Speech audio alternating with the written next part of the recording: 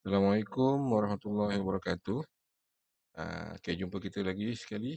Okey, untuk kali ini saya akan berkongsi mengenai jalan keluar keselamatan lah. Okey, jalan keluar keselamatan ni dia ada apa tu? Empat lah. Empat iaitu sesuatu bilik. Okey. So sekarang ni kita tengok jalan keluar keselamatan Jalan keselamatan terdiri daripada yang pertama adalah sesuatu bilik, iaitu pelepasan diri melalui kaedah refugee lah.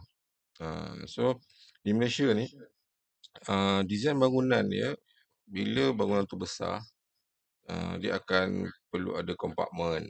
Okay, bila melepasi sesuatu saiz tu lah. Ataupun dia sama ada by kompartmen, floor yang sama, ataupun floor to floor compartment. Mana tingkat satu dengan tingkat dua. So dia sentiasa dilindungi oleh satu lantai atau dinding yang tebal 230 mm tu, 200 mm.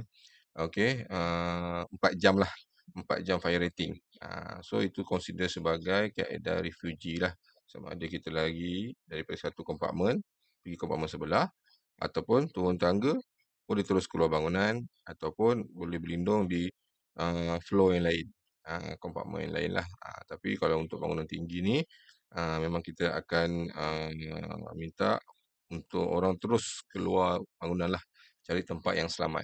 Okey. Yang kedua adalah pintu. Okey, pintu ni merupakan juga jalan keluar keselamatan.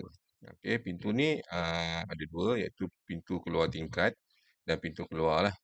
Okey, pintu keluar tingkat ni adalah pintu api, fire door lah.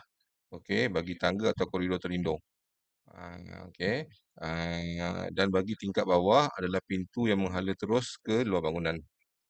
Okey, untuk pintu keluar pula, contoh pintu rumah, pintu pejabat yang memberi akses kepada koridor. Boleh ke koridor di luar pejabat, boleh terus ke tangga. Itu adalah dua kategori pintu lah. Okey, untuk koridor pula, okey, koridor terlindung lah.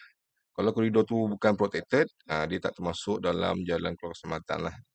Dia mesti protect. Dinding ni protect tu bermaksud dia diasingkan risiko dia. Okey, dinding dia berapa jam, mesti ada fire door. Okey, itu adalah untuk koridor. Dan yang keempat adalah tangga. Tangga ni pun banyak jenis. Okey, kita ada tangga dalam, ada tangga luar, okey, ada tangga terlindung, lepas tu ada tangga menentang kebakaran. So banyak jenis lah. So jalan keluar keselamatan ni memang banyak lah kalau kita nak cerita. Tapi secara generalnya macam ni lah. Okey. So jalan keluar keselamatan ni dia tak termasuk. Okey, eskalator bukan jalan keluar keselamatan. Pintu pusing ni pun bukan jalan keluar keselamatan. Lift pun bukan jalan keluar keselamatan. Okay, sebab itulah masa kebakaran kita tidak dibenarkan menggunakan lift. Sebab sistem lift ni bila dia trigger alarm, okey, dia akan homing. Homing ni maksudnya dia balik kepada lantai tertuan dia. Kalau kat ground floor lah. Automatik lah walaupun anda sedang guna, naik ke tingkat 7, 8, 10, tiba-tiba berlaku alarm trigger, automatik sistem okey akan bagi signal kepada lift. Okey, dan lift terus okey homing. Maksudnya dia akan terus turun ke tingkat lantai tertuan lah. Okey, lantai tertuan ni lantai yang untuk discharge. Okey. Ini mengenai jalan keselamatan. Panjang lagi sebenarnya. Okey, cuma kalau kita kita nak refer, okey, di dalam penulisan saya iaitu sistem rujukan interaktif tu. Kejap mana okey. Ini sistem rujukan interaktif. Okey, so kita akan tengok sistem dia. Okey, tadi kita cerita mengenai jalan keselamatan ni. Apa tadi? Betul. Jalan keluar keselamatan. Okey. Okey, saya ceritalah benda yang sama tadi.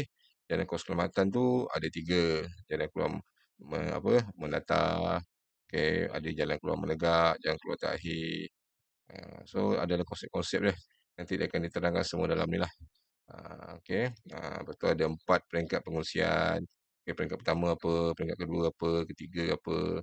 Okey, untuk jalan keluar mendatar tu macam mana, menegak tu macam mana, jalan keluar terakhir macam mana. Semua saya dah explain dalam sistem ni lah. So siapa yang melanggan sistem ni, dia akan dapat akses ni semua. Okey, saya ada buat penerangan bergambar juga, untuk lebih fahamlah. Okey, jalan keluar mendatar ni koridor. Maksudnya daripada bilik masuk koridor, pergi ke tangga. Itu jalan keluar mendatarlah, menegak tangga sendiri dan yang terakhir, pintu keluar terakhir bangunan tu, keluar bangunan. Itulah dia punya mengenai jalan keluar keselamatan. Alright, itu saja untuk perkongsian kali ini. InsyaAllah kita jumpa di lain masa. Okey, terima kasih. Assalamualaikum.